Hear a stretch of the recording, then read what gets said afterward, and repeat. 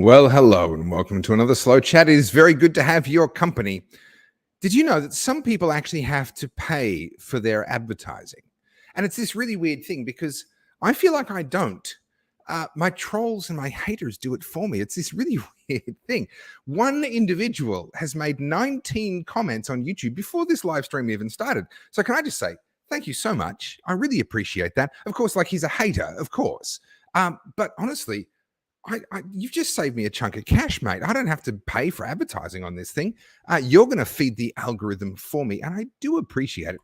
We've got a very, very busy night ahead. There's actually quite a lot that we need to do and cover tonight, and I've got a bunch of notes. I'm just upsizing it here so I can see them, while I can also see the comments and other things coming in. Kirsten, good to see you. John Roberts, good to see you. Hazel, great to see you. Scotch or red wine, mate, you're going to be heartbroken, and actually so am I a little bit. Yeah. Jason, yes, this remains online. You can see it later. But coming back to the important question, Scotch or red wine, mate, tonight is not a good. Actually, no, it's a very good night, but it's a very different night. You'll notice I'm back in my old set. We are having a cigar. Yes, that's right. This is a blast from the past. I'm doing an old school slow chat tonight. Wow, comments coming in thick and fast. And I'm doing an old school slow chat tonight. I'm going to be smoking a cigar and enjoying the ambiance of the garage. Yeah, mainstream media is advertising Joe Rogan again.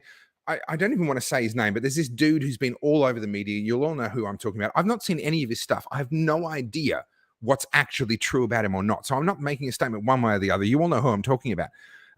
But all of this controversy, all of this mainstream media hubbub about him was a dream come true for him. And it's like the media don't even understand their own game. Like they are getting beaten by amateurs at their own game. It's just hilarious. Why never big tobacco? Well, because I like cigars. What's your problem? Yes, Tim, you're here. Excellent. Good to see you. Bring on the coffee. We are going to be talking a lot of coffee. Looking forward to tonight. So am I. Guys, Daniel Lawson, thank you for sharing. Yeah, there's a lot of awesome stuff going on in the US heading into their midterms. I don't really cover a lot of US politics. I touch on it from time to time, but look, it's kind of this other thing. Don't I feel cold? Not really. I'm wearing one of my Good People Break Bad Laws hoodies, and they are actually nice and warm. I've just got one of my T-shirts underneath and the hoodie on top, and I'm actually really good. CNN is running Alex Jones videos these days. Yeah, it's like they don't understand. They just don't get it. Okay, so tonight I will be smoking a San Andres number 2. Now, this is from Southern Draw, which is an American cigar company, and they actually do a lot of cigars that raise money, particularly for veteran suicide prevention and that sort of stuff, obviously for American Armed Forces because they're an American company. So this particular cigar supports the Navy SEAL Foundation. Now, I don't like the way that the American military gets used a lot of the time. I don't like the way the Australian military gets used a lot of the time. A lot of the conflicts that we send our guys into, I don't think we should be in. However, I do think that we should be supporting those troops when they come back and they have to live with and deal with what they were sent into, etc. So I am happy to support Southern Draw and their efforts to support suicide prevention amongst American veterans, and I do in my own private way. I'm not going to publicize it, but here in Australia, I help with suicide prevention for our combat veterans as well. So I'm going to give this a nice straight cut. We're going to get to Nigel Farage very, very shortly. But, you know, I've got to do the important things first. Well, yeah, good draw. Fraction tight, but you expect a snug draw on such a long cigar. This is 7 inches long. It's a good ring gauge. It's not a Panatella. It's not a Lonsdale or a Lancero. It's a good chunky ring gauge, but it is very, very long and quite a good draw, given that. Mark, yes, it does. And it looks like it's already killed your ability to have fun. So there goes another casualty. Okay. Be careful of the petrol tank on that motorbike when you fire the cigar up. Good to see you back on the cigars. Kicking back in Darwin. Very nice. Pfeiffer Red Happiness Shiraz. I'll have a glass for you. Thank you. Please do, because there's no alcohol for me tonight. Because I'm going to be drinking a coffee. Now, this is what I'll be talking about after we're done with Nigel Farage. Now, I interviewed Nigel Farage earlier today. You're getting the scoop on the interview. The interview will go up after this tonight or tomorrow if I'm too tired. for everyone else to see, but only viewers of this slow chat are going to see Nigel Farage's interview with me tonight. It goes for 25 minutes and we cover some interesting stuff, at least in my opinion. But then we're going to talk a lot about these little bags. Now, what does this do? Well, here's a little demonstration that I prepared earlier. You get these, oopsie-daisies, tear off the top, pull out the wings, and boop, sits there. Any cup you like. It could be an aeroplane cup. You could literally be doing this exact same thing whilst flying on a domestic or an international flight. You could do this whilst camping. You can do this anywhere you like and have the same fantastic world-class coffee. Now, what I do is I pour a little bit in. What I'm watching for is for all of that water to work its way down into the bottom of this thing. You can see it hasn't made it all the way down to the bottom of this ear yet. I'm just going to push that ear down a little bit, angle it a little bit better. You can see the water is slowly making its way down there. And bam, perfect. So all of the coffee is now wet. We're ready to keep going. And I'm just going to pour in some more. And I'm going to fill it all the way up to the top. I can't show you because I can't angle it to show the camera. But actually on top of the water, there's a lovely crema. You can kind of see it through the side. There's a lovely crema that's come up through there. And that's what I like to see because that indicates that we're getting a really good extraction. And basically from here, I'm just going to keep on topping it up. Now, this water was 95 degrees. You don't have to have one of those kettles that does 95 degrees. You can just make it 100 degrees and then let it cool for a little while or just stop it before it reaches a full boil. The only thing is you don't want to be pouring in water that's like literally boiling. You're gonna really burn your beans and you're not going to get the best flavors out of it. This will all make sense later on. We're going to talk a lot more about this later on. I'm making myself a coffee for me to drink while I play you the pre-recorded interview, 25-minute interview with Nigel Farage, which I'm going to start in just a minute. And then after that, we're going to talk about all about BREW Coffee and why it is that I believe a coffee subscription, what you're looking at here, is going to completely revolutionize and change the new media landscape in Australia and may well become one of the deciding factors in whether or not the new media in Australia really gets a foothold and really makes a difference. So I'm just going to lift this out, give it a minute for the remaining coffee to drain out the bottom.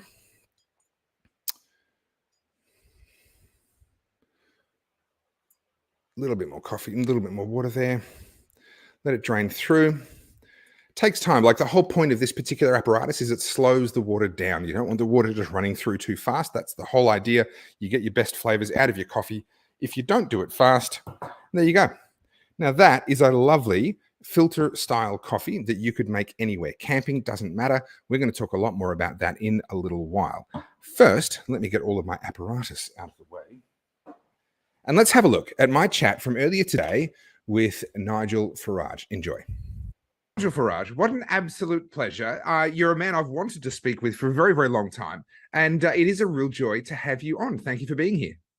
Not one bit. And hey, you've been doing great stuff. You're a proper activist. You've been fighting against the big state. And I've spent 30 years fighting the big state. So I think probably, dear boy, I've come to the right place.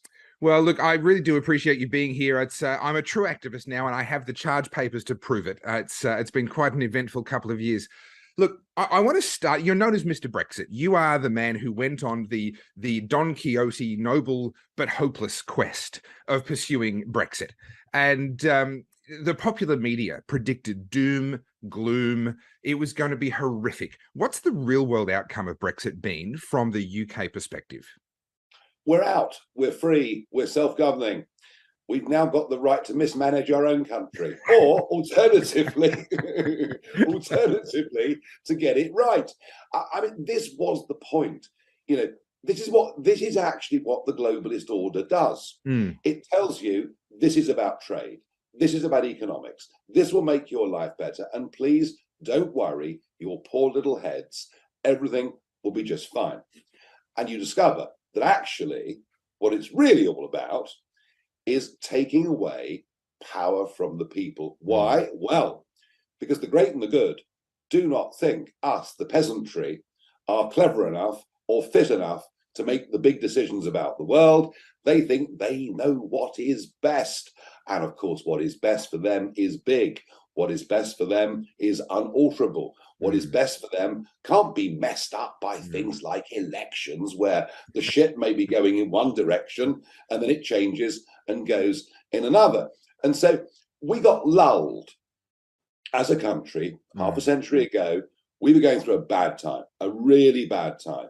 Inflation, that's a word we never thought we'd hear again. Inflation was, we've just had our inflation figures this morning. We're now in double digits. Yeah.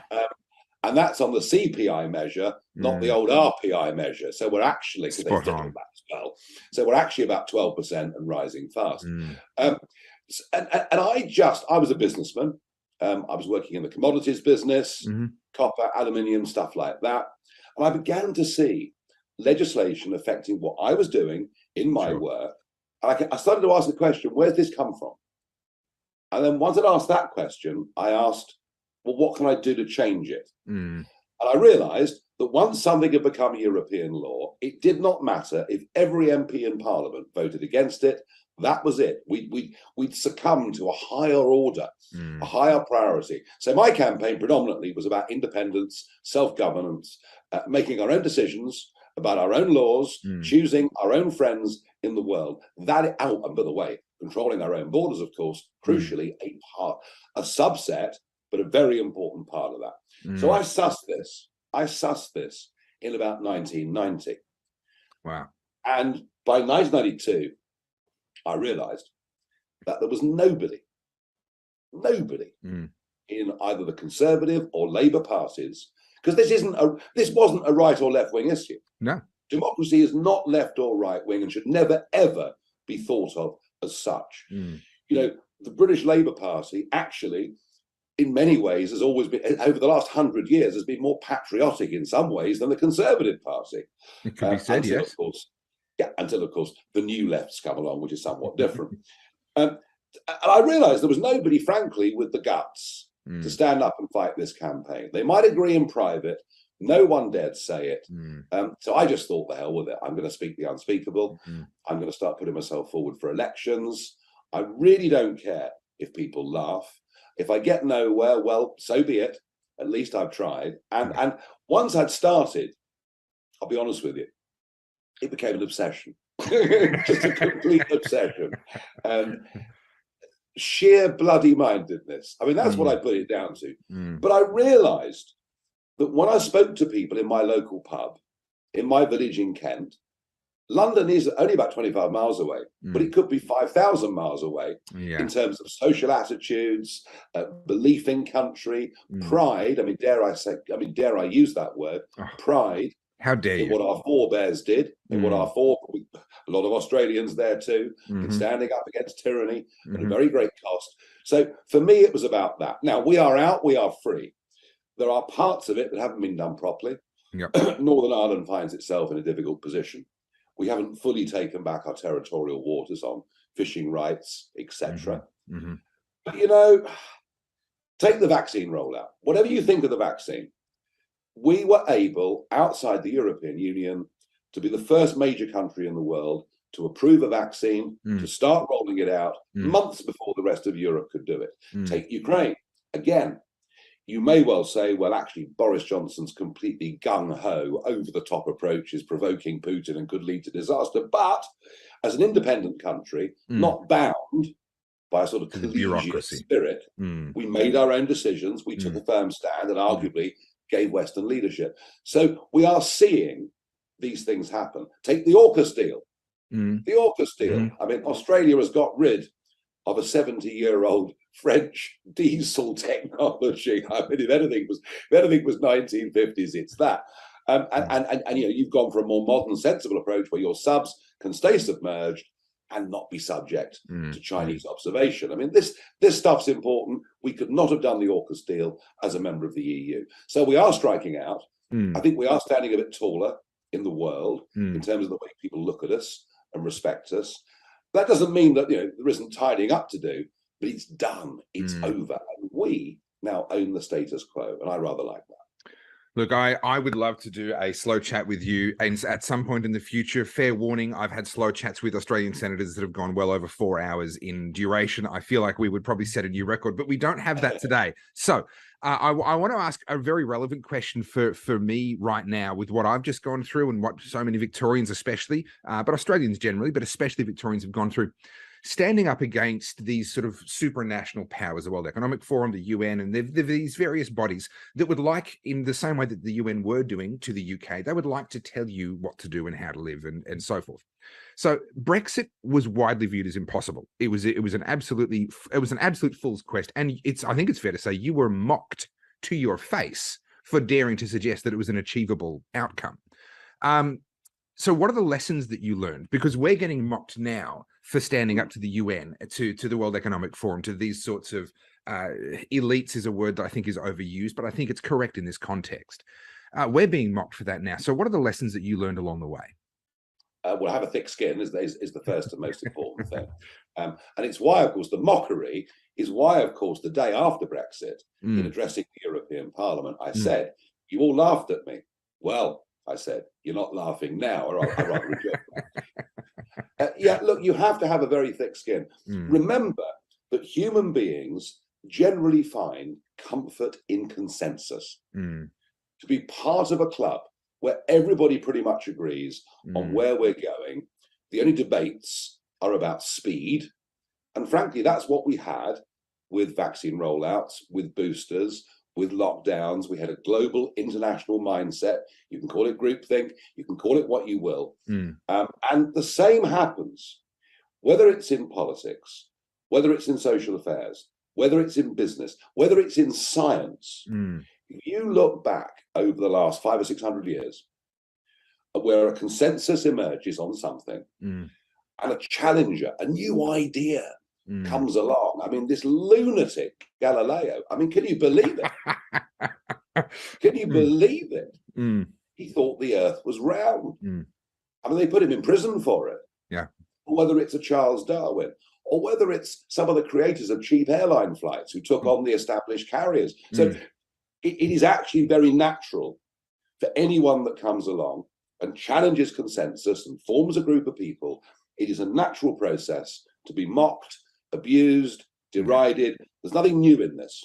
Don't think this is suddenly that someone's taken over this group of people. They're behaving as they've always behaved, and it's very important to get that context. So the important thing, how do we fight it? Well, the leaders, the thought leaders of these movements, you being one of them, need a very thick skin.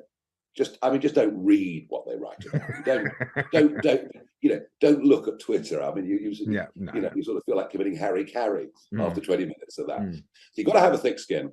You've also got to understand that pendulums swing back and forth all through history. Social trends swing back and forth all through history. And I think that we are going to look back at lockdowns as we begin to understand not just the extent to which government just took away our liberty and our freedom, and Victoria being a particularly egregious example of that, but also the harm that lockdowns have caused, whether it's the impaired development of children, whether it's the elderly being isolated and sent into a sort of downward spiral of depression, or in a UK case, and this is shocking, we now have 300,000 people with diagnosed cancers awaiting treatment because we just put the whole thing on hold. Yeah, we just put the whole thing on hold.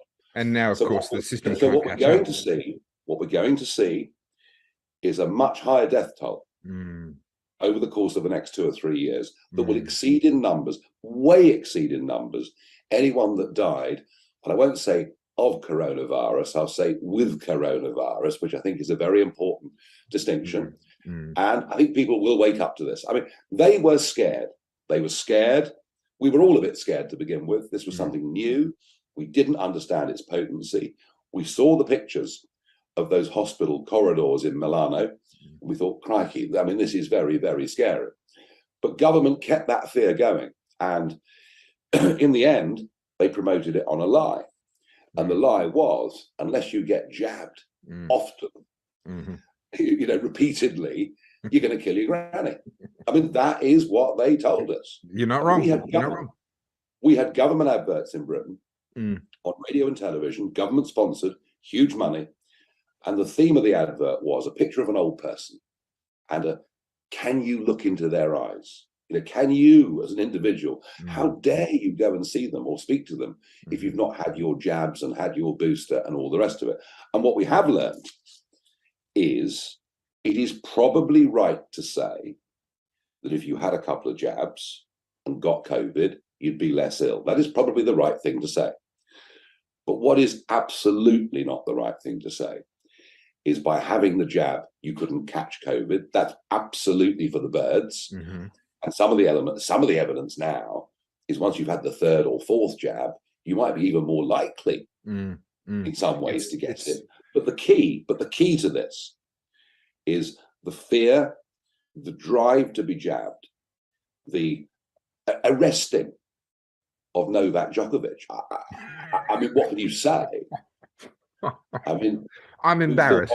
Who thought Australia would turn back into a penal colony? I mean, I just think just extraordinary. And all of this based on, if you had the jab, you couldn't pass on COVID. And we now know that that's not true. We now know that's not true. So I think you'll find with what you've been doing and the rough time that you've been given for it, I think you'll find over time people saying, Topher, you know what, mate, I wasn't sure at the time, but I think you were right. It's already happening. It's already happening. Now, you're coming to Australia. You're going to be speaking in Melbourne, in Sydney, in Brisbane. Can you give us a hint? What is the message that you're bringing to Australia? What is so fascinating is the advanced English-speaking countries, and I'm talking predominantly America, Canada, Australia, New Zealand, United Kingdom. The five of us, the Five Eyes, countries that share intelligence, countries that share, hey, look at the music, look at the films. Oh, yeah, sure. I mean, you can't believe people crying in Britain because Neighbours has finished. I mean, so we do. We're not crying over here, I can tell you that. But we have a very interesting shared culture. Okay, and when I get off the plane in Melbourne in 3 or 4 weeks' time, it won't feel like a foreign country. And if you come to London, it doesn't really. I mean, it's different, but it's not foreign. Yeah. And what fascinates me is that through my work with Brexit, through my work with President Trump in America, through my previous visits to Australia, I've noticed something, and it's clearer now than it's ever been, and it's this. The threats we face, both external and internal, are virtually identical. We may have different players, we may have different electoral systems, we may have different priorities, but the threats are exactly the same. The external threat, the massive underestimation of what President Xi has done to China, and much of that willful by people making a great deal of money off the back of the expansion of the Chinese economy. But how we deal with that is a common problem right across the Western world, right across the English-speaking world.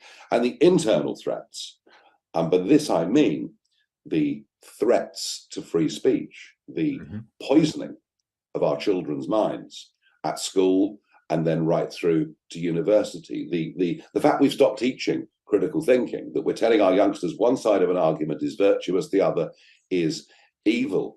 Even the attempts to break down the Judeo-Christian base upon which all of our constitutional settlements were made, belief in family, some very strange ideas about gender and biology. I won't elaborate. Careful, you'll get me cancelled. Careful. but we're not able to have rational debates about this. And what we learn is that actually a very active, well-funded minority is able to dominate our national debates.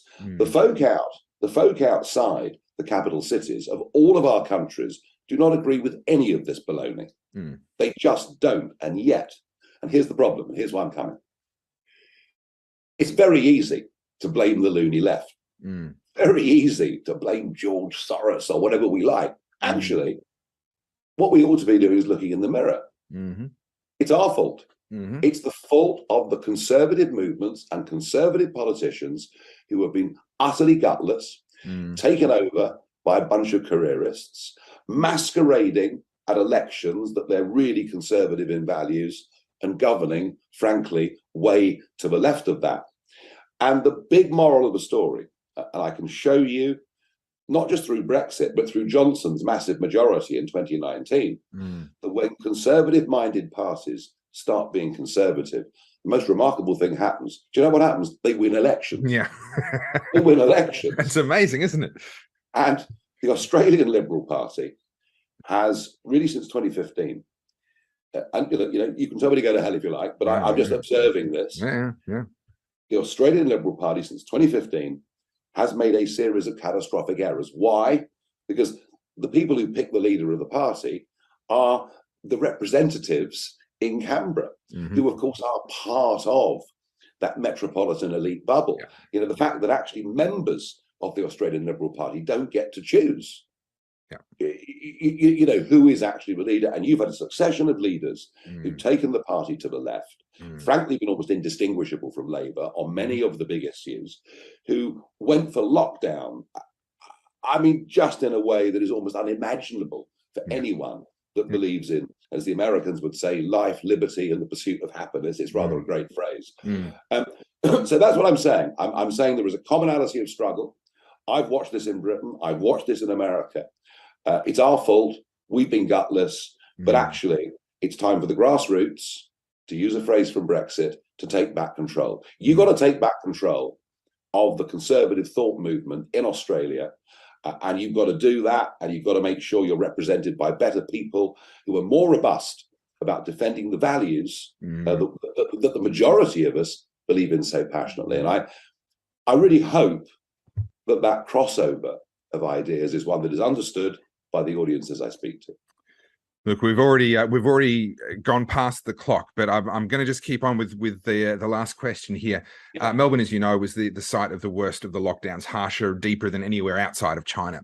And to your point earlier, I've got a quote here from Clive James, who once quipped, "The problem with Australians is not that so many of them are descended from convicts, but that so many are descended from prison officers." And you made that observation just a moment ago. There is something in our psyche that allowed this to happen here. Is there something, as an outsider looking in, can you see something that perhaps it's harder for us to see, or is this? It's a difficult one. I mean, as I say, the big picture issues are exactly the same. But I do think Australia has taken the idea of big government and control and threatening people to the most extraordinary degree. I mean, a good example is cigarettes. Now, they're very bad for you. Yes. I wouldn't recommend them. Nope. The Australian attitude towards the taxing of cigarettes, Australia's just taken these things further, I think, than the rest of us have. And I guess when you start to condition a society into believing that government knows best, then it actually made lockdowns in Melbourne and places like that much easier to put in place. Yeah. And again, that's part of the thought process that the Liberal Party needs to go through, or activists need to go through. Mrs. Thatcher, when she was elected in 1979, said she would reverse the move towards government controlling everything. And everyone said it's too difficult, it's too hard. Can't be done. It was kind of a late 70s version of draining the swamp, if you like. And do you know what? She did it. And the Republican Party in America, which post-war, post-1945, had gone down very similar routes to the Democrats, with support of big globalist organizations, ever more centralized control of power, more things being decided in America at a federal level than at a state level. And this fellow called Ronnie Reagan turned up. And he said, what are the most depressing 8 words in the English language? I'm here from government. And I've come to help you. Yes. And the idea being, and actually, a final thought, if I may, on economics. Sure. Because I think this feeds through into economics. The left criticized capitalism, the failure of capitalism. Please do not think we're living in capitalism. We are not living in capitalism. Agreed. We are living in global corporatism. We are living in our societies where big banks, big multinational companies, and big politics come together, set as tight a regulatory framework as they can to stop small and medium-sized competitors coming in and challenging. And maybe maybe economics could be a useful way for all conservative movements to understand that government has overreached too far. We need to free up men and women to go out and take risks, to get engaged in genuine free enterprise. We're going to stop handicapping people from doing these things. And there's always a good reason for making a new law. You know, it's health, safety, the environment. You know, it's motherhood, it's save the planet. It's all this stuff.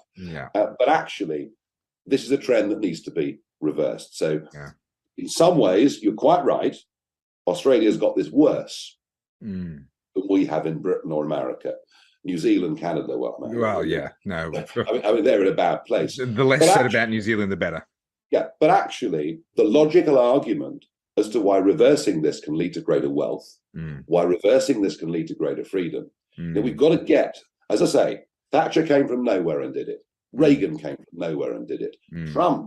Trump, working with Republican governors, put the most astonishing supply-side reforms into place. I mean, states like Georgia, have been growing at over 4% for the last 5 years, and doing it by freeing people up, by getting excessive taxes and excessive regulation off the backs of people. And we frankly, in your Liberal Party and our Conservative Party, we've had virtually no one in the last few years that has understood the principles that actually have led to greater wealth, and why our traditional way of doing things, is better than state socialism.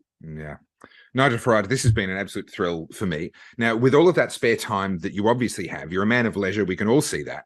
How I assume, of course, you've prioritized and found time to watch Battleground Melbourne at some point in time. Absolutely, no question about that. Absolutely, yes. And I have to tell you, I'm sorry. Are you actually being serious? You have actually watched it? I've watched it, and I'm actually very. And no, of course, proud of this. I have, and I wow. It is very difficult. It's very difficult to believe that we've got to this place. Very difficult to believe that a civilized city like Melbourne has allowed this to happen. And we need a peaceful counter-revolution. That's what we need. Well, I don't know what to say, Nigel. That was a joke question in the full expectation that you would not have seen it. That's actually amazing. That means a lot to me. Thank you. I do my homework. Fair enough. Now, we can see you, or we will see you, and I'll be there in Melbourne on the 26th of September, Sydney on the 27th, Brisbane on the 29th. Tickets are at nigelive.com.au. I'll put the link on the screen. And I'll also see you at CPAC. I'm speaking on the Sunday afternoon, and I look forward to hearing what you've got to say at CPAC as well. And for those that haven't seen Battleground Melbourne, battlegroundmelbourne.com. Nigel Farage, what a pleasure. Thank you for your time. Thank you for coming to Australia. I look forward to shaking your hand when you're here. Thank you very much indeed. Cheers.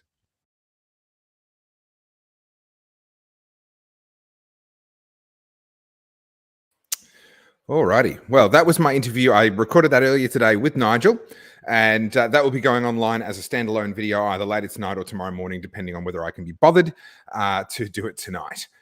So that was a thrill. That was a whole lot of fun. And that's an example of the sorts of things that new media can do that traditional media aren't willing to do. And that's why, or one of the reasons why, I am really, really, really passionate about improving the options and opportunities for new media people to be able to come through the ranks. I've been doing this for 12 years now. And thank you for all the wonderful comments in here. It's been really nice to have all the encouragement. Yes, it was very cool that I got to interview him. And yeah, it was good fun. It was awesome. Yeah, to have him say that he'd watched Battleground Melbourne, that was a surprise. That was an absolute surprise. So I've been doing this gig for 12 years, and finally I'm getting to the point where, I'm interviewing people like Nigel Farage and getting to the point where I've got enough of a name out there, and enough people are buying merchandise and buying cinema tickets and that sort of stuff, where it's starting to, it's no longer costing me money every year. It used to cost me between $20,000 and $50,000 a year to do what I did. And I used to fund that through being a forklift driver. And then I got married and I became a stay-at-home dad looking after the kids and doing all of this on the side. And we had to find the money out of my wife's business. She's a mortgage broker. And I realized halfway through COVID, I realized that I'd made a terrible, terrible, terrible mistake. And I'll get to that in just a minute. But what we're going to move on to talking about now, I wanted to share that with you because that was earlier today. And I wanted to, for those of you that watch my my slow chats. I really wanted you to see that. nigelive.com.au. That's where you can book tickets to see him live in Melbourne on the 26th, Sydney on the 27th, and Brisbane on the 29th. nigelive.com.au. Okay, so BREW. What is going on with BREW? I don't have any sort of collateral to show you really, except for just holding up the mug that I'm still enjoying here of my own brand of coffee. What is going on? What is this thing that I've been teasing for the last little while? And how can I justify the claim that this is going to completely revolutionize the media landscape in Australia? That's an outrageous claim, surely. Well, I don't think it is. And I want to take you through the thought process that led me to deciding to go through with it in the first place. The problem that I'm solving, the unseen problem that most people don't see, that I'm solving by actually doing it, and why this is actually the solution that I think actually will meet the need and solve the problem. So what's going on? Most people can't see the problem, but here's the problem. There are a lot of good people ready and willing to make freedom-friendly content and participate in the new media on the side of freedom. There are some amazing people, way more talented than me, some of them way more intelligent than me, many of them willing to work a lot harder than I am. There are really, really, really good people out there. So where are they? Why aren't we seeing them come through the ranks?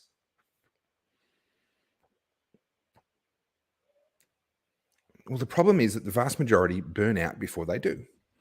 And we're watching that happen before our eyes right now. There are some people who, I'm not going to mention their names, but if I were to say their names, you would know exactly who I'm talking about. You would know their channel, you'd know who they were, you'd know what their face looks like, and you would know the amazing work that they've done. And there are people that I know privately behind the scenes, they are burning out. They are running out of oomph. They're running on empty. They're trying to keep themselves going at least as far as the Victorian election in November.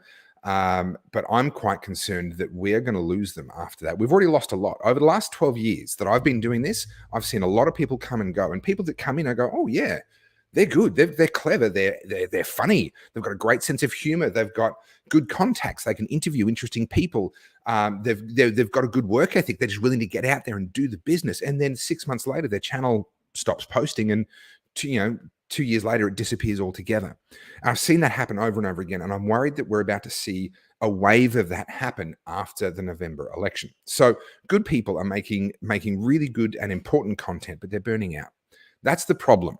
Now, why is that happening? Well, because this doesn't pay the bills, right? And I don't say that to gripe. I've been in this for 12 years. I've chosen to continue in it. I could have bailed at any time, right? So me being in it is my own fault, all right? I'm not asking for any sympathy here. But other people get into it and they go looking for how do I pay my bills while I do this? And the answer is they have to get a second job, or sorry, they have to have a job, often a full-time job. And this is the problem for some of our amazing creators that came up during the COVID crisis here in Victoria. They've got bills to pay. And I'm sorry, but you can't pay your rent with freedom fighting. You can't say to them, oh, I'm sorry, I don't have any money, but look at this great content I put out. It doesn't work that way. And so they have to work a job. And then they're trying to squeeze all of their content creation, their research and everything else into the corners of their life. So we've got people getting a second job. They can't afford to get help. They can't pay an editor. They can't pay a graphic designer. They can't pay for anyone to do anything for them because obviously, they're just trying to pay their own way. They're dealing with bad equipment. But here's the reason why they actually burn out. All of those things are part of the problem. But ultimately what it comes down to is this. They're working their ass off, but in their soul, they know that it's not sustainable and there's no future, right? We can all put up with a sucky period in our lives if we are looking forward into the future and saying, hey, there's better days ahead. If you've ever run a business, you have to work your ass off. It's hugely risky. Most businesses fail, right? But you do it because you're looking ahead going, yes, but if I can just get over these hurdles, there's a future there. There's a place that I can get to where things will be better. Same in a job. You might hate your job, but you're sitting there going, you know what? There's going to be a promotion. There's going to be a bonus at the end of the year. I can look forward to my long service leave. There's a future there, something that you can hang your hat on and go, you know what? It's okay. I'm going to get there. And then it's going to get better. The problem is, what's the career path?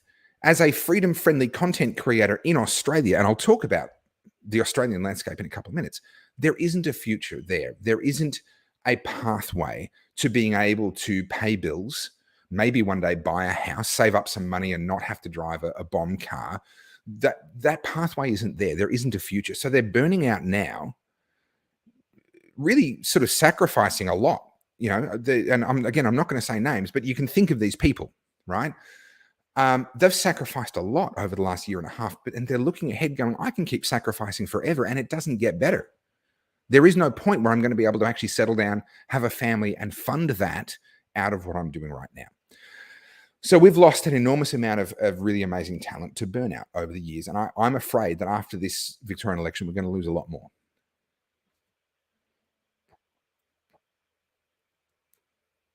So Camp Creek Hill, that's true of a few individuals only in it for self-promotion. There are definitely some individuals who were in it for self-promotion. There's no question about that. Those people have already kind of been exposed, I think, the vast majority anyway. So I think the ones that are still carrying on now and haven't been exposed as self-interested, I think there's some really good eggs amongst the people that have been doing a lot of really good work. Again, I'm not going to mention names because it's not my place to. I'm not applying this to absolutely everybody, but there are certainly very, very good people doing very, very good work. And I think are at risk of burning out.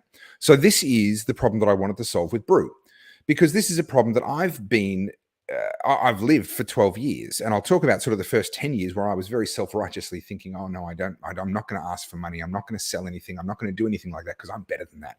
And what a mistake that was. But what I want to do with BREW is to make it possible for other content creators who are freedom friendly. That's the criteria. They have to be on the side of freedom and they have to be making good content to actually be able to make it comparatively. I mean, it's not easy and it's not quick. It's going to take years and it's going to take a heavy, hard slog, but comparatively easy for them compared to what it was for me coming up. Make it easier for them to blaze that trail a little bit, to cut away some of the undergrowth and the brush so that it's just that little bit easier for other people to walk that trail now that I've been through it and other great people have been through it. BREW, the whole idea with BREW is to try and give these people something that is relatively easy and fits with the model of what they're trying to do. And I'll talk about that in a minute. So let me walk you through the options. I've lived this for 12 years. Let me talk about what are the options from a creator's point of view. If you want to be in the new media and you want to be arguing for freedom, what are your options to pay the bills? How do you do that?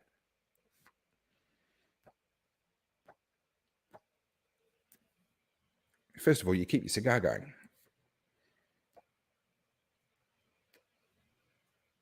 Because that's very important. So number one, you can have a second job. All right. And that's what a lot of people do. It's exhausting. It means that you end up creating your content in your spare time.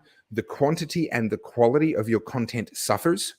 And therefore, you don't attract as many viewers. You don't attract as many supporters. And it's this vicious negative cycle where you don't have enough supporters to make money. So you have to do something else to make money, but doing that other thing, damages your content. And so you lose supporters and now you're just on the way to the bottom, right? And you're on your way out of the industry at that point. You're on your way out of communicating ideas of freedom. Another option is traffic-based revenue. So if you've got a blog that's got a huge amount of traffic, you can monetize that with ads. If you're getting a huge amount of views on YouTube, you can monetize that with ads. We all know that. The problem is you need a lot. You need a lot of views, a lot of hits for that to get anywhere near paying any sort of bills, any sort of rent for the month.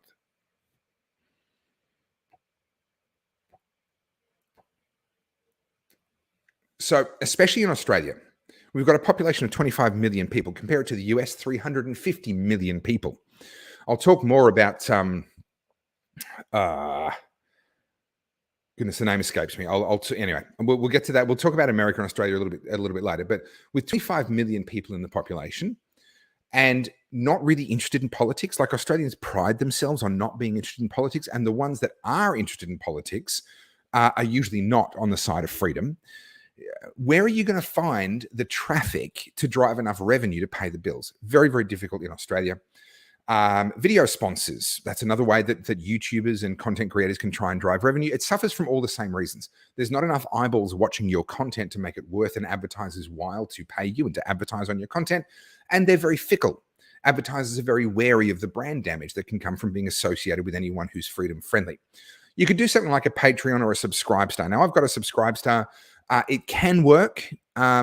What I don't like about it, and why, like, I've pushed it from time to time, but I don't like it. You're basically saying, hey, treat me like a charity. And the fact is, I'm not a charity. There are real charities out there doing real charitable work, and they deserve your charitable donations. And I'm not super comfortable with sitting there going, hey, treat me like a charity, because, well, it just doesn't sit well with me. And the other reality is low population, lack of political interest. You're going to struggle to get enough people anyway, even if you were to push it. The Daily Wire, that's what I was trying to think of before. In the US, the Daily Wire, big network in the US, they've got 1 million people supporting their Patreon equivalent, right? They've got 1 million financial supporters giving them money every single month. Now, that's a huge number of people, but it's actually it's like 0.3% of the American population.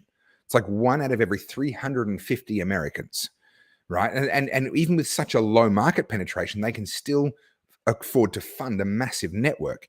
In a country like Australia, 25 million people who are mostly very disinterested in politics, it's just not viable.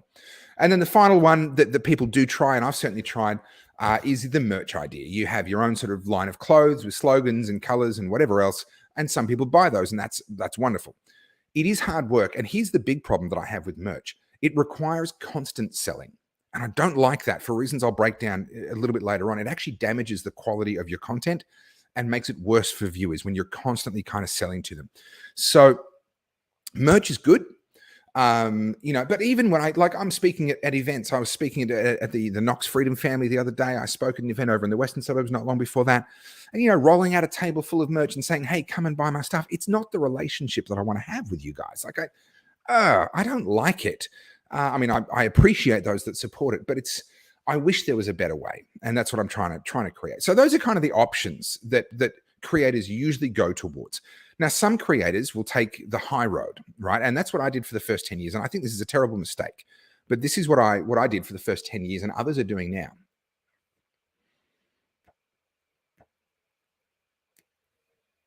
And that is, you take the high road of saying, well, no, I'm just not going to make money out of my content. And for the first 10 years, I got some support for a few individual projects and videos. But the overall, I didn't have a Patreon. I didn't have a way for people to support me financially for the first 10 years. All I got was some budget for a few specific projects where I very rarely actually had any left over at the end of the project anyway. And I felt really good about that. I felt like I think for the same reasons why I don't like the Patreons and kind of that charitable thing. I'm like, well, I'm not a charity. And I don't deserve charity. There are people out there that do deserve charity. And I felt really self-righteous and good about the fact that I was sort of more pure than the ones that were selling merch and the ones that had a Patreon and the ones that were trying to monetize what they were doing.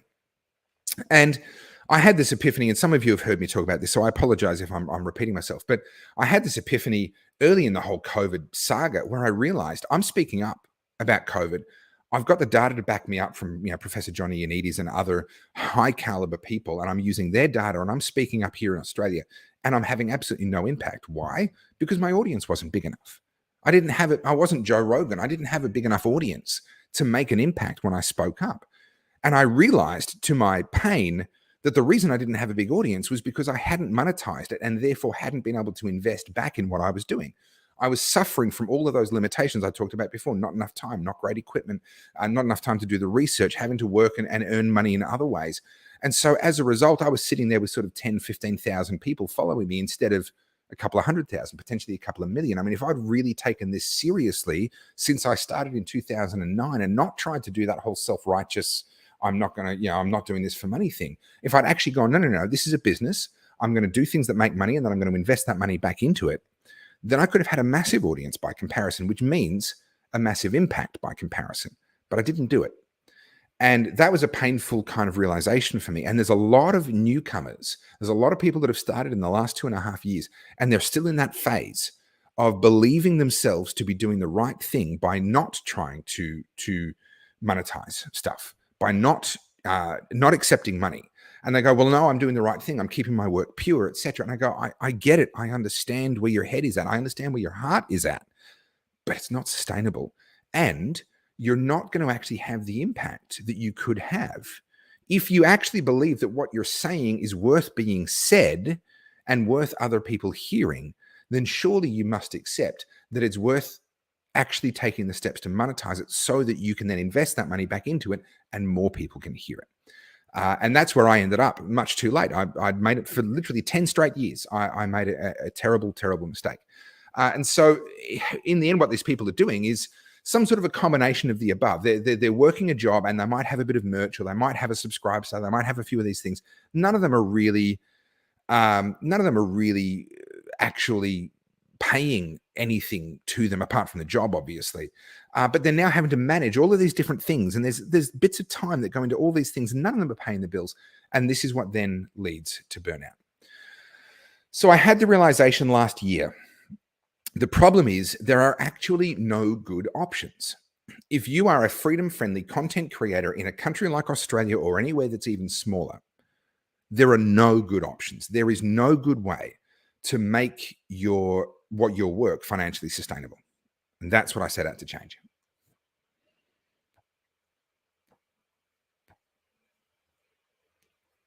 So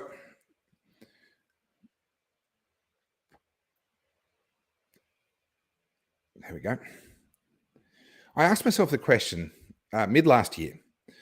I asked myself the question, what would the ideal solution look like? What would be the characteristics of an ideal solution to fix this problem for these people that I'm looking at going, you're going to burn out. You're going to burn out. You're going to burn out. But you're all good and we need you. We need you in this movement. We need you to stay in this game. How do we actually, what does it have to be that we give to them that can change this situation? I came up with 6 key characteristics that something would have to have in order to actually be effective at changing this. And this is what I decided. Number 1, it has to be effortless for creators. Things like merch, etc., are great, but there's a lot of effort and time that has to get sunk into developing the merch, printing it, buying it, importing it, sorting it, shipping it, etc. There's a lot of time. So that has the same impact. Effectively, instead of working a job, now you're working in your own small business selling merch. And it's the same problem. You're not able to spend all of your time creating content. So it has to be effortless for the creators themselves. It has to be reoccurring revenue. Again, the problem with something like merch is someone makes that purchase and that's it, right? They've made one purchase. We need to find something that's actually an ongoing subscription, something that they would actually want to have week after week, month after month. So that you can get them to make one purchasing decision, and then that actually recurs over and over and over again. Number 3, it needs to be something that they're already spending money on. One of the problems with a Patreon or these sorts of things is you're asking people to take money out of their pocket and actually spend more than what they would otherwise have spent. They've got to find that money from their budget. What if we could find something that they were already spending money on and just divert that money from where they're spending it across to this? That's better for them, and it's better for the content creators too. It needs to be a quality product that saves the supporters money. There needs to be something in it for the supporters. It can't be some piece of crap, and it can't be something that they're paying through the nose for. It has to make sense financially for the supporters themselves. I'm talking about the ideal solution. The ideal solution has to tick all of these boxes. 5, it has to be a brand that isn't afraid of the association. It can't be a brand like we've seen this with Daily Wire recently. There was that razor company that ditched them because they said that a man is a man and a woman is a woman. So, and now they've gone on the front foot and created Jeremy's razors, which is great. I'll talk about that in a second. But we have this problem on the freedom side of new media where a lot of brands ditch us and say, well, no, I'm not going to, maybe they sponsor 1 or 2 videos and then you say something that's just a bit too spicy and someone complains and then all of a sudden they're dropping you and so you lose them and you're constantly on this hunt. If you're looking for brands to support you, you're constantly on this hunt for new ones because they keep on dropping you. And then the 6th criteria is that it has to leave the creator free from control. This can't be a controlling thing. This has to be something that allows them to be free to continue creating the content that they believe is important in the way that they believe is right. This can't be, there's people that come in with money and they try and start something up, but because they're bringing the money, they also end up exercising control. And I don't think that's the right way to build this. So that was the 6 criteria. Effortless for creators, reoccurring revenue, existing spending being diverted, not new spending, a quality product that saves people money, with a brand that isn't afraid of the controversy, and that leaves the creators free to be themselves and to do what they do. So this is why I ended up coming up with BREW. And this is the thing that you've been hearing about on and off. I've been kind of teasing it. We're less than a week away from our official pre-launch. So now I'm kind of doing this is why I'm doing the deep dive now, is to give you all the details, the thinking behind it, what it is, how it works, etc.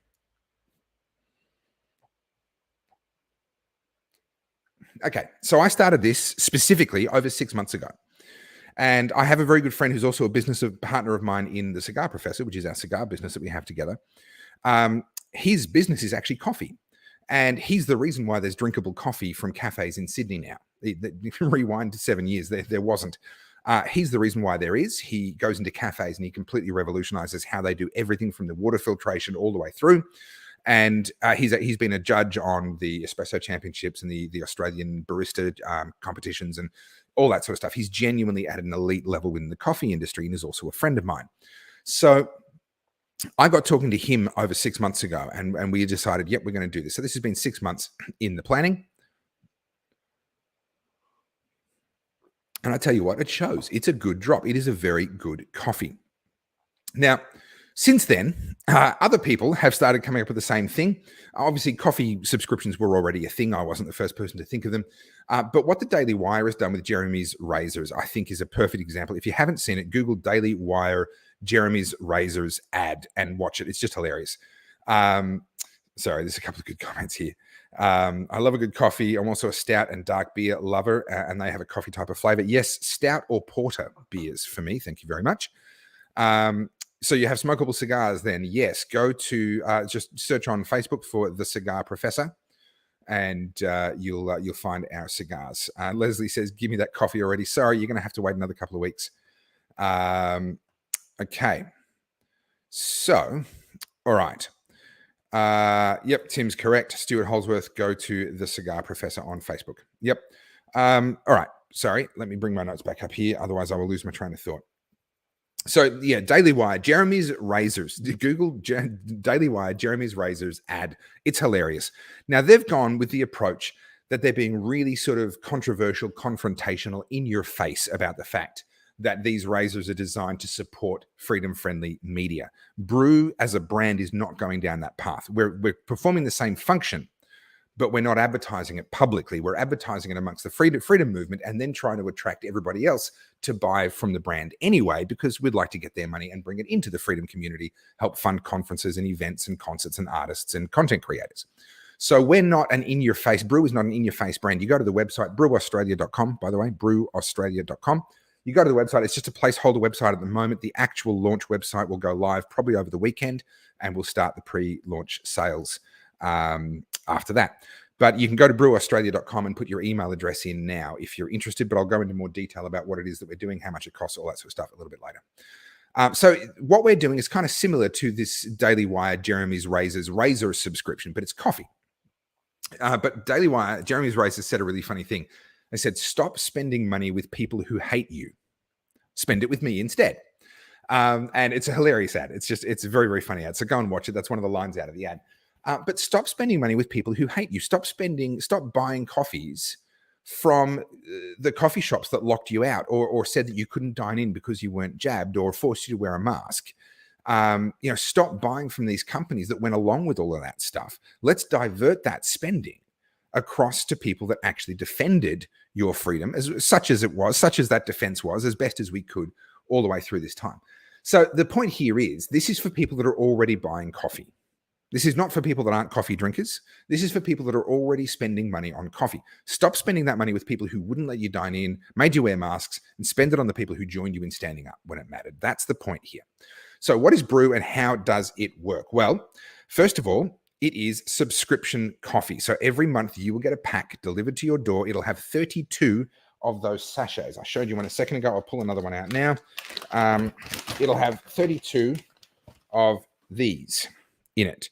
Now these come sealed, and I'm not going to open a new one for you. That's one that was already open for other reasons, for a photo shoot that we did, but they come sealed like this. Now in here, this is nitrogen flushed. There's just pure nitrogen in this. It'll be branded by the time we get it all up and running. this is full of nitrogen. So this coffee that's inside this sachet is not oxidizing. It's not aging. This will actually keep for a couple of months because there's no oxygen inside this sachet. This is what's inside that. All you do is what I did at the start of the show. You take your cup, you take your 95-degree water, boil something and let it cool for a couple of minutes. You rip the top off. You put this over the cup. It sits on the cup and you pour the hot water through and you've got beautiful filter-style coffee that is absolutely sensational. So in here, what's in here is specialty grade organic coffee. And it's absolutely sensational. It's a medium roast. It's not, if you're a coffee lover, you're probably going to want something stronger, and we are going to come out with something stronger in a couple of months' time. But we're launching with this medium roast that's pretty approachable. It's good for everybody. So long as you like coffee, you're going to like this. Okay, so that's what it is physically. It's 32 of these in individual packaging that's nitrogen flushed, showing up on your doorstep every single month. Okay. Now, they're packaged individually. It's specialty grade, it's organic, and it's a medium roast. Okay, I've covered all of that. So that's what it is. We'll talk more about what it is, and then we'll talk about how it works and why it's actually going to change the freedom-friendly media landscape. It's basically coffee in bags. Now, if you sign up as a foundation member, which we'll get to in a second, these are going to cost you $2 each. Now, again, if you sit there and you go, oh, $2 for a coffee, I wouldn't pay that. I get my coffee for $1 from 7-Eleven. Well, good for you. Keep on drinking mineral turpentine and enjoy. If you're the kind of person who's doing, international roast instant coffee, well, this probably isn't for you either. This is for people that are spending money on coffee because you appreciate coffee, you like coffee. So if $2 each, if $2 for a top-end specialty grade coffee sounds like a lot to you, well, you're probably not the kind of people that we're really looking for in the first place. If you are buying a few coffees from a cafe, like literally the cost of the entire subscription per week is less than 3 coffees from a cafe. So if you're drinking a coffee every second or even every third day from a cafe, you're actually going to be spending less on us and drinking every day compared to what you're spending right now. Okay, so if you're drinking pods, so pods are a common at-home thing. People think, oh yeah, I'll get the pod machines. The machines are breaking down. And if it's breaking down often enough, then actually the pods will end up costing you more than this. So pods are often about $1.20 each, something like that. This is $2 each. At face value, it's more expensive. It is better coffee. I'll say that right off the bat. But also, depending on how many times your machine breaks down and how many times you have to replace it, you end up spending more on machines and so forth. And the frustration of all of that. This could not be simpler. The coffee tastes great. My one caveat is this: it's not espresso style coffee. If you absolutely must have espresso style coffee, then you need to go somewhere that has an espresso machine. There's no other way to get that espresso shot result, right? But if you're someone that appreciates coffee and the flavor of coffee, and you might drink filtered coffee, you might drink cold drip coffee, you might drink a range of different coffees, well, this is definitely an option for you. So there is that one caveat. If for you coffee has to be espresso, well, I'm sorry, this really isn't for you, because you can't make an espresso without an espresso machine. So what is this for? Well, it's filter style coffee, better than anything from a pod machine. You can do it as a cold drip. You can add milk. This blend is milk friendly. So if you like a bit of milk with your coffees, this is a friendly blend for that. The dark roast that we're going to release in a couple of months, probably not so much, but this blend is very friendly if you like a bit of milk in there. And the point of it is you can make it absolutely anywhere. At home, at the office, at the work site. If you're a tradie, okay, you just need a thermos of hot water and a mug, and you can make a fresh coffee right there on the work site at lunchtime. If you're caravanning, you can do it on a plane, right? They come along, they say, do you want tea or coffee? Well, their coffee's terrible. But you can just say, hey, can I have a cup of hot water and a spare cup? And then you drop the sachet into the spare cup, pour the hot water across, and hey, presto, right there on a flight, you've got high-end specialty grade organic coffee freshly made for you. Basically, if you can get hot water, you can make yourself a great coffee with this. So the subscription is 32 packs every month. Doesn't matter how many days are in the month. We just send out, there's 32 in every single pack. And we also, what we do is we make sure you never run out. Because if we were to ship instantly the moment you pay, then you're going to be basically out by the time you pay again. And you're going to be constantly close to running out at the end of the month. So what we do is you make the first payment. We then freshly grind and roast and grind and then package all of the packages. It's about 15 seconds from when it gets ground to when that packet gets sealed with nitrogen. It's about 15 seconds. It all happens in a single operation. And so after we have all of our 250 foundation members, we will then roast, grind, and pack and ship. And that'll take a few days. And that's a good thing, because what that means is that come a month later when you get billed for your second pack, it'll ship immediately because we'll already know how many orders we've got, and we'll already have in the days leading up to that, we'll roast it, we'll grind it, we'll package it so that it can get shipped straight away. And what that couple of day difference in shipping from your first pack to every other pack means is you're always going to have 3 or 4 sachets left over. So you should never, ever run out of coffee. This is kind of the whole point. Super convenient, make it anywhere, never run out. There's always coffee there for you in the morning or the afternoon, whenever you like to have it. So that's what it is. Okay. That's what Brew is as a product. That's what it is. What does it do? How does this change the media landscape in Australia? Well, that's actually the important question. Because without that, this is just another coffee subscription. So let me talk you through the 3 different types of members. And you'll start to see now the business model and how I believe this is going to truly change the freedom-friendly media landscape in Australia. Okay, there are 3 types of members possible in the business. There is the foundation member. Now, that's what we're looking for right now. We're looking for 250 people that are going to come in right at the very beginning and form that core number of people that we need in order to be able to make it, viable for us to buy, blend, roast, grind, package, and ship. And it actually makes sense financially for us to do that. If we started with 50 people, we'd be losing money, right? We've got to start with 250 people. So that's what we're looking for, is 250 foundation members so that the business can operate. Now, foundation members get 10% off and they get free shipping for the first year. You don't pay postage for your first 12 packages, right? Now, postage is going up again. I don't know if you saw that announcement from Australia Post. They're putting it up. I think it's the 3rd time this year. Who knows how expensive postage is going to get over the next year? You won't pay any of that. Now, what that means is basically a foundation member saves about $250 a year compared to a normal member. And compared to drinking a cafe coffee every day, you're saving about $1,100 a year. Okay. Now, but they make it possible for the business to operate. Once we have 250 foundation members, we can launch, and the foundation memberships close. They never become available again. What then becomes available is 2 kinds of memberships. There's a supporter member. Now, these are members who join using one of the affiliate codes that then tells us that they want to support a freedom-friendly content creator. Now, again, I haven't spoken to these people. None of these people have necessarily opted in yet, but these are the sorts of people that I would love to be supporting. Emily from Voice for Victoria, right? I would love, love, love to see a whole bunch of people signing up and supporting her. Matt Wong, Rukshan, look, he's doing his own thing with his wedding business and he's pretty happy where he is, but I would love to see more content coming from him. So I'd love to have a chat with him about that. Guys like Anthony Burge, okay? Those of you that know his story and know his struggles, the guy's a trooper. He's an absolute champion. He's got some really significant health challenges, but he's always getting back on his feet and getting back out on the streets and doing more. I'd love to see people supporting Anthony Burge through this. And there's a whole host of others. There's too many to actually mention.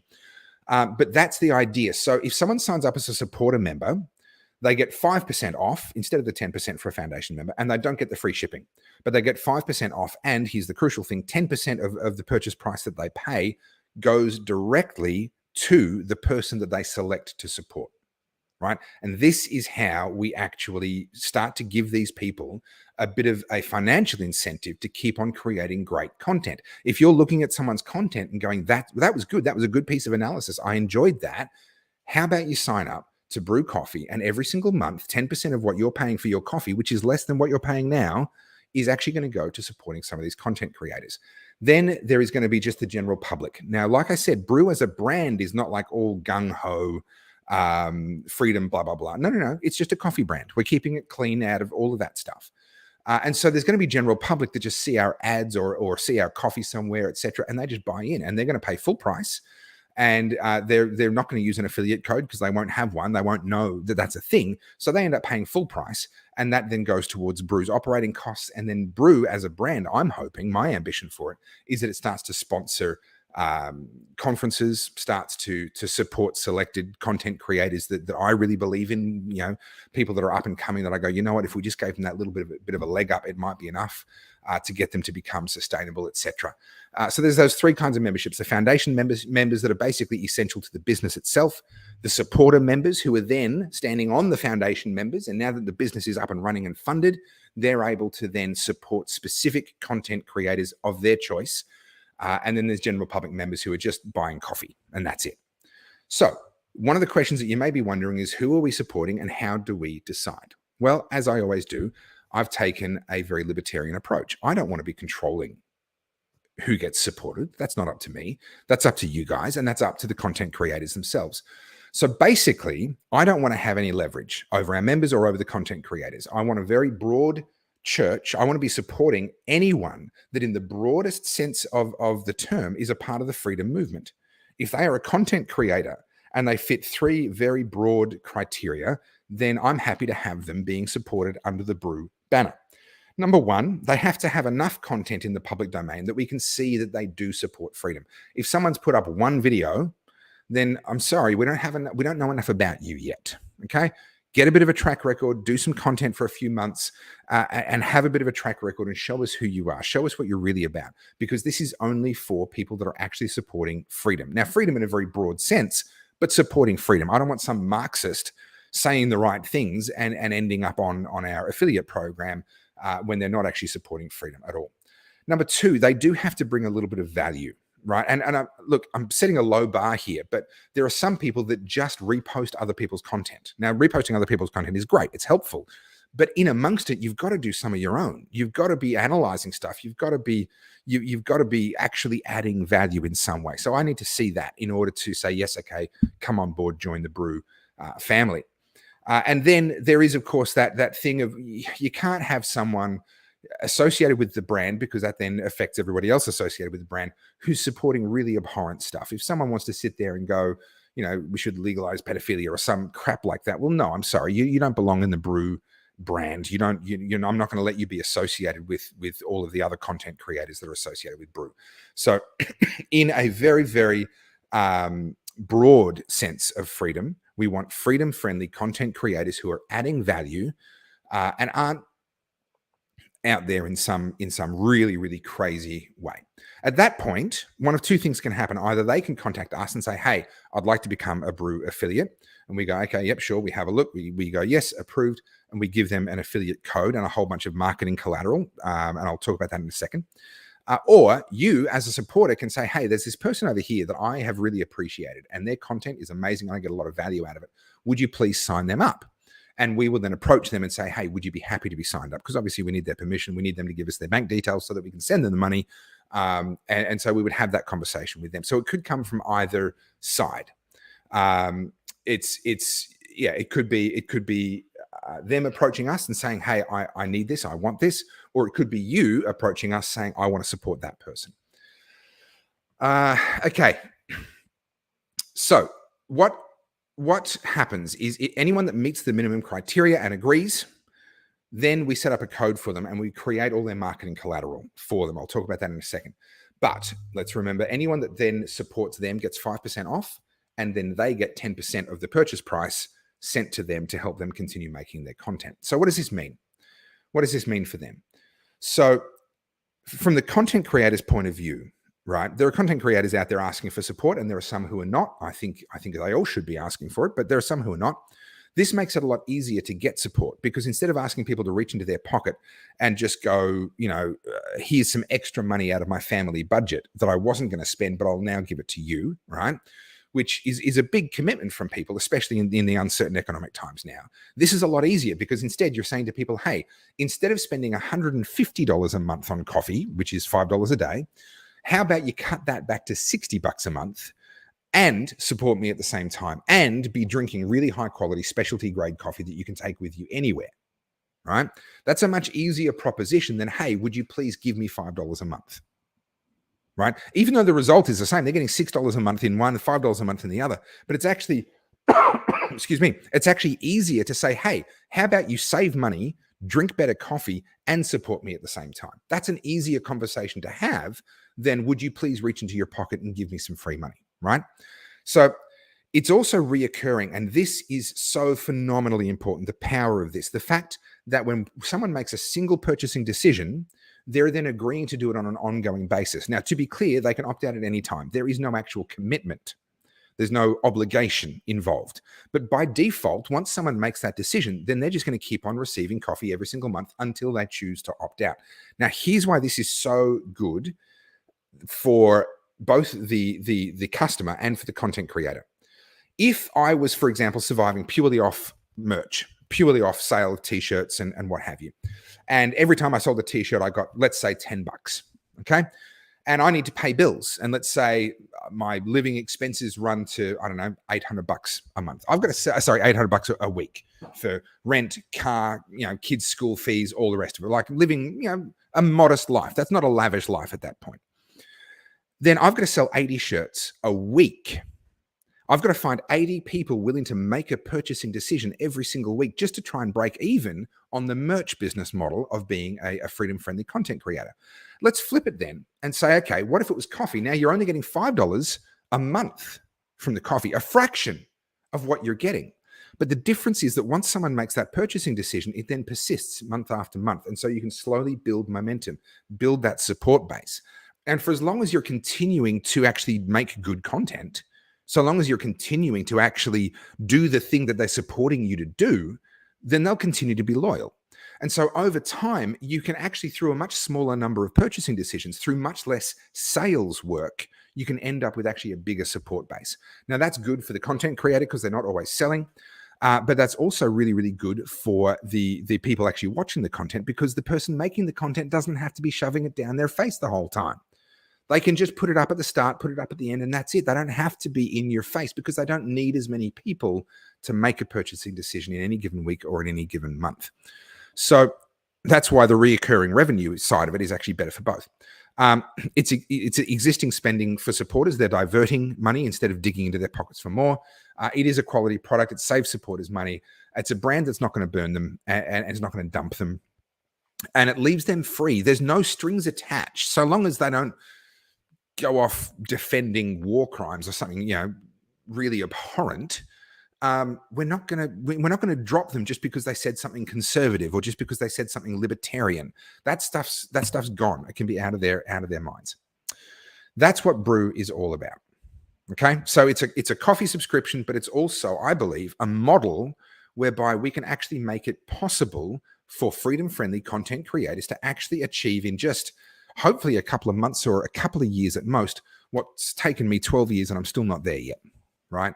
I'm hoping that this makes that trail easier to navigate for the talented people that are coming up behind me, the talented people that have really come out of the woodwork in the last 2 years that I'm afraid are going to burn out soon. I'm afraid we're going to start losing them because there isn't that business model for them. So I'm going to type into the chat here the BREW Australia URL. For you to click on, www.brewaustralia.com. Now, it's a super simple website right now. It's just literally there to take email addresses. If this interests you, if you'd be willing to spend $60 a month on high quality specialty grade organic coffee instead of buying it from your local cafe, then please become a foundation member. Help us to actually get this thing off the ground. We need 250 people willing to do that. We've already got 190 people who've expressed interest by putting their email address in, okay? So I think actually that 250 is probably going to go, right? But if you want to be a part of that and get the 10% discount, get the free shipping for a year, make it possible for this to actually happen, then you need to jump onto brewaustralia.com, stick your email address in there. I'm also going to be handing out flyers at all of the cinema showings that are coming up, and in Sydney when I go up there for CPAC, for the RDA event up there, etc. And just making sure that as many people as possible know about this so that we get our 250 people to make the business possible. As soon as that happens, we'll let everybody know, hey, foundation memberships are closed. We're done. And then that's where we open up the regular memberships. And crucially, that's where we open up the supporter memberships, where you can not just be supporting BREW as a company to operate and survive, but actually be supporting a specific content creator of your choice. So here's the timeline, just to lay it out for you, where we're at and where we're going. And my throat is dry. This is what happens when you smoke a cigar without scotch. You need the lubrication. Okay, so the timeline. Right now, we're taking expressions of interest. We've got 190 already. We need 250 people. Obviously, not every expression of interest is actually going to translate into an actual foundation member purchase. There are some people that just won't go through with it. So that's fine, but we're taking expressions of interest. In a few days, the website will open for actual payments. So you can actually go through and go, right, I want that foundation membership. I'm buying the first pack. I want to be really, really clear about this. Those who jump into the foundation membership, you're going to be waiting a couple of weeks for your first pack. Okay. I want full disclosure. I want everyone to understand what's happening here. Those people that jump in to make it possible for the business to get started, you are going to be waiting a couple of weeks for that first pack because we can't ship it until there's all 250 people that have actually signed up and paid. And that then allows us to bring in the coffee, roast it, grind it, package it, and ship it out. So in a couple of days, the website will open for the actual payments. The foundation membership, here's all the details. $62.10 per month. For a 31-day month, that's $2 a day coffee. Now that's a $90 saving compared to buying one from a cafe every month, right? That spot isn't yours until it's paid. It's the first 250 people that pay. So put in the expression of interest now and then keep an eye on your emails. Then once all 250 spots are filled, which is going to happen in a couple of weeks at most, given that we're already at 190 and I've hardly promoted it. I've done a couple of Facebook posts and I included it in one of my email outs. So it'll take a couple of weeks. As soon as that happens, we close the foundation membership. We bring in the coffee, we roast it, we grind it, we pack it, we ship it. We will inform everyone of what the monthly billing date then becomes, because that'll be based on when that 250th person signed up. It'll be a monthly cycle from that 250th person. A few days after that gets triggered, that's when we're going to be shipping, and that's what buys us a few days lag, so that the next billing cycle, we ship it immediately, and therefore you never run out. And then the same thing is what triggers the supporter memberships and just the general public memberships. For those that don't know and are just wanting good coffee, they can jump in and buy really good specialty grade organic coffee from us as a subscriber. However, anyone that finds out, this is the beauty of it, anyone that discovers there's an affiliate program, even if they don't know who the affiliates are, if they get a hold of one of those links, they're going to do it just for the 5% discount. And so we're actually going to get a number of sort of general public mugs who don't really know what they're doing, putting those codes in order just to get their 5% discount. And in the process, they're actually going to be helping out freedom-friendly content creators. Now, what's then going to happen? So at that point, all of the supporter memberships and the public memberships will be available. We're shipping product. The company is a going concern. From there, what I'm going to do is I'm going to get alongside a few of the individuals that I want to see stay in the freedom-friendly content creation space. And I'll say a name, but the number one person, I think the true gem that we've discovered in the last 2 years in Victoria is Emily from Voice of Victoria. The analysis that she does is second to none. I cannot do what she does, and I don't know anyone else that can. And I really, really, really want to see her stay in this space. We need her voice. We need her analysis. Now, I don't know where she's at. I'm not privy to that. It's not mine. That's not my information to know. But I'm looking at her going, you're one of the people that I really, really, really want to see stay in content creation, in making the analysis, the birdie told me rumor tweets that she does. Like, it's just, she's coming up with stuff that no one else is, and it's good. And I want her to stay. And so I'm going to talk to her, and there's a couple of others that I'm going to talk to and say, listen, can we promote you and try and get people to sign up and to make you the affiliate that they're supporting, so that we keep these people in the game. There's some incredible talent, and I don't want to see them go the way that I've seen other people go in the past.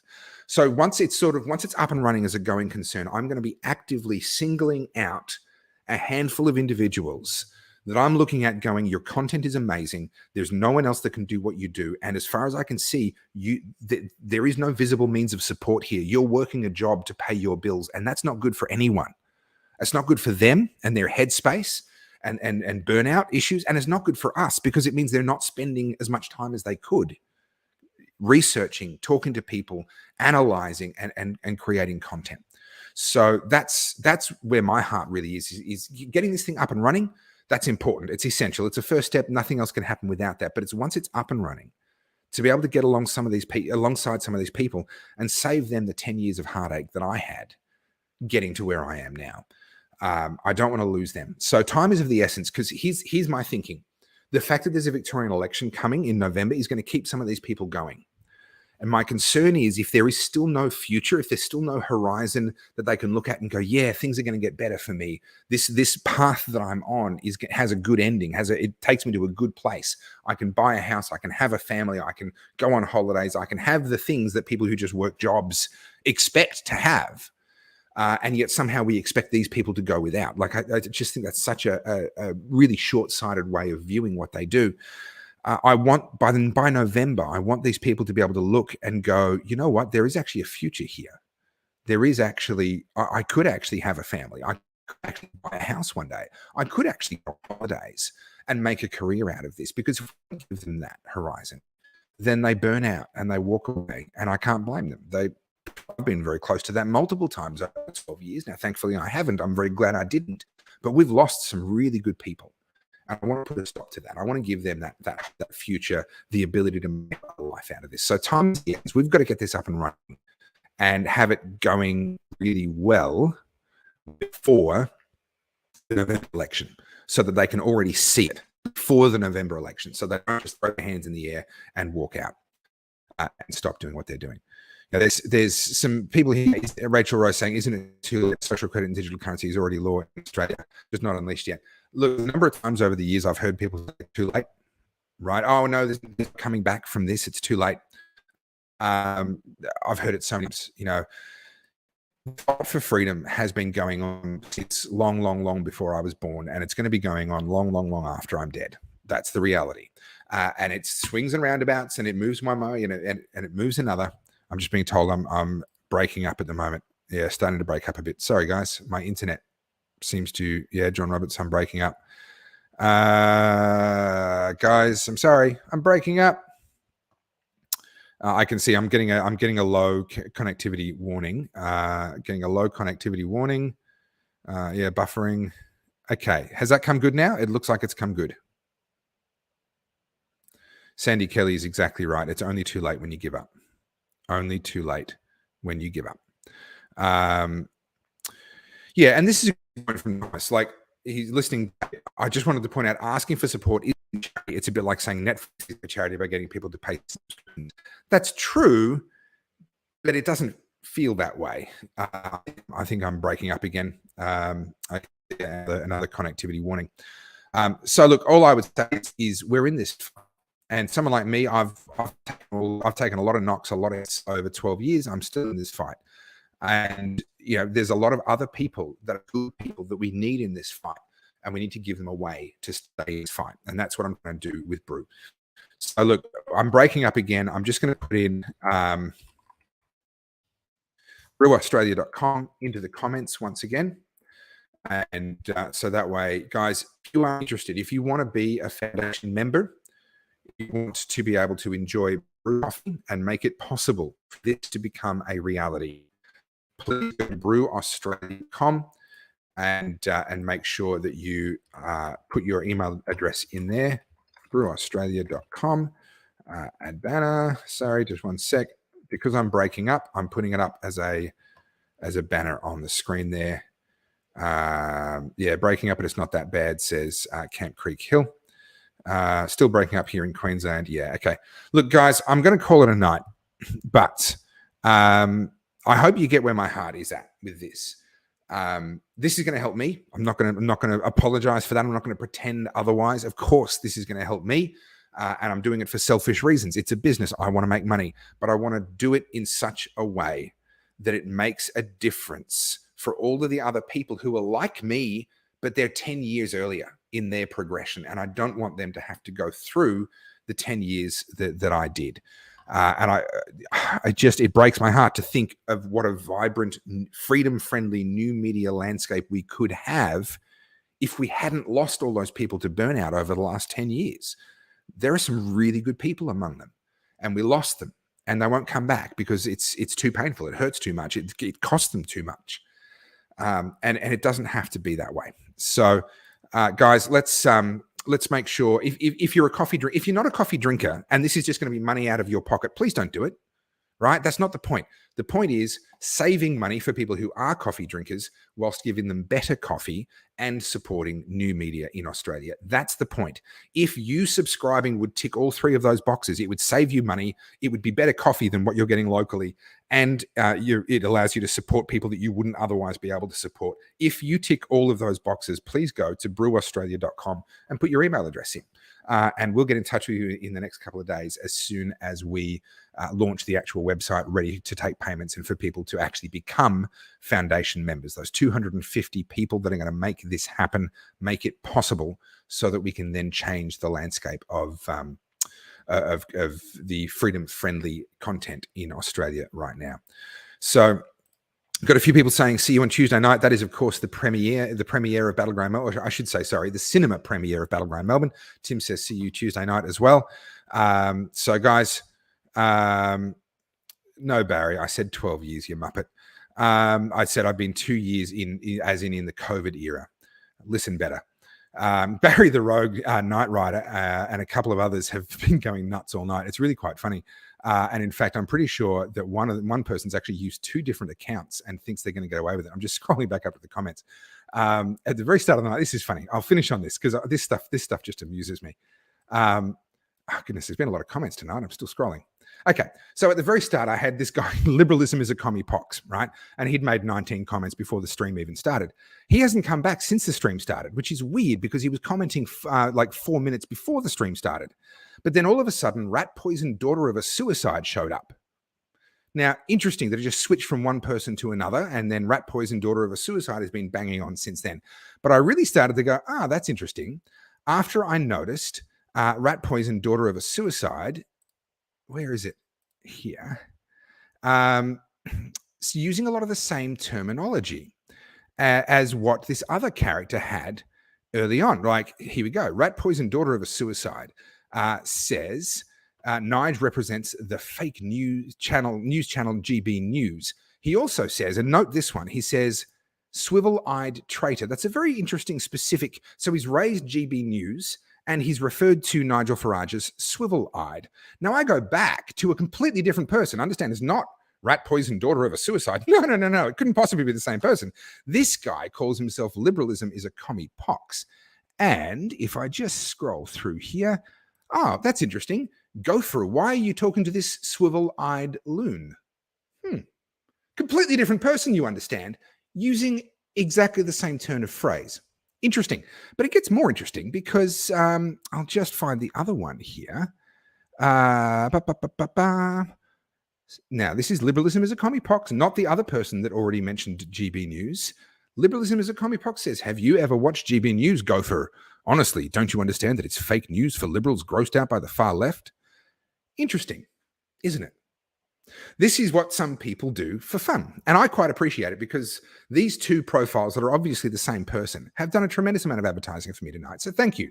Liberalism is a commie pox and whatever other pseudonyms you may go by and whatever other accounts you may have. I really do appreciate you spending your entire evening helping my live stream on YouTube to reach more people. I think that's very, very kind of you. And it's really, really, really nice for you to actually be supporting me in that way. It's much appreciated.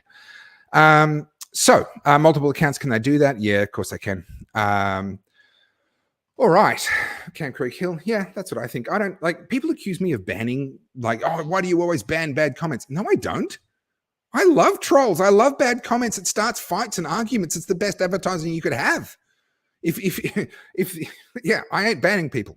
There's a couple of people I've banned just because they were really, really, really awful human beings saying really awful things.